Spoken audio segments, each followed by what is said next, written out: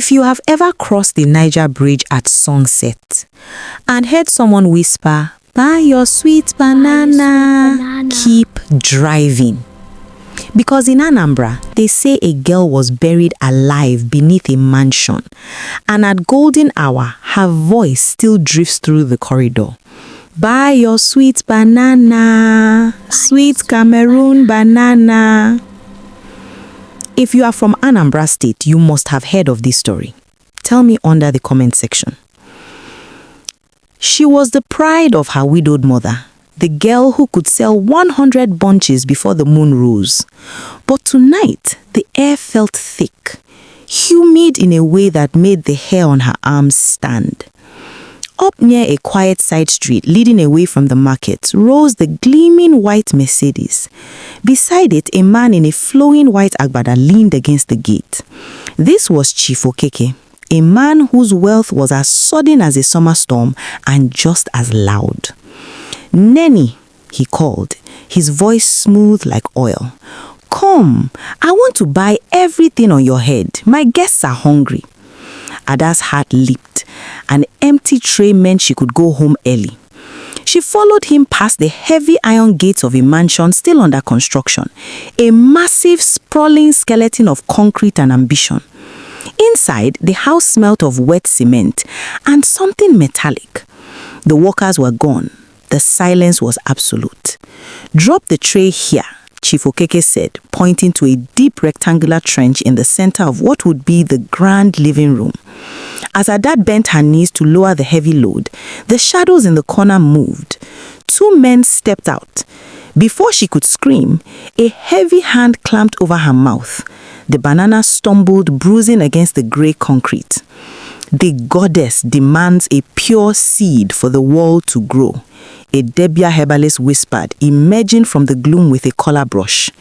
They didn't use a knife. That would be too quick. Instead, they lowered the terrified girl into the trench. As she looked up with wide, pleading eyes, the first shovel of wet, heavy sand hit her chest, then another, and another above her. The chief watched, his eyes reflecting only the greed of a man who wanted the world at the cost of a soul. By midnight, the floor was leveled. By dawn, the tiles were laid. 3 years later, the Okeke Plaza was the talk of Anambra. It was massive, a public house, flats on the top, shops on the bottom. But the tenants didn't stay long. It started with the smell. No matter how much bleach the cleaners used, the lobby always smelt of overripe, rotten bananas. Then came the sounds. Who will buy my bananas? One night, a businessman staying in a flat opened his door to find a young girl standing in the dim light.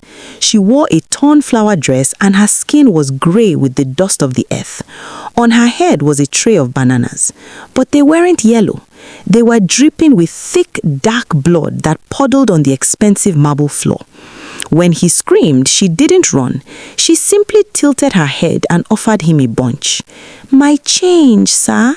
You didn't give me my change." The haunting became a plague. Shop owners found their goods tossed into the streets. Walls cracked in the shape of a human hand.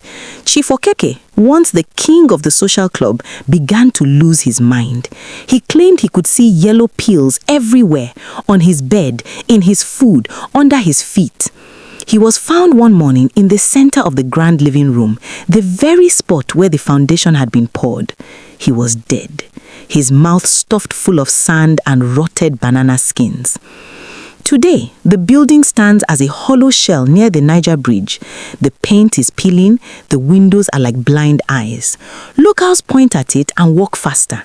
They say if you pass by at the golden hour, when the sun is bruised orange, you can still hear a faint melodious cry drifting from the ruins. "Buy your sweet banana, buy your sweet banana."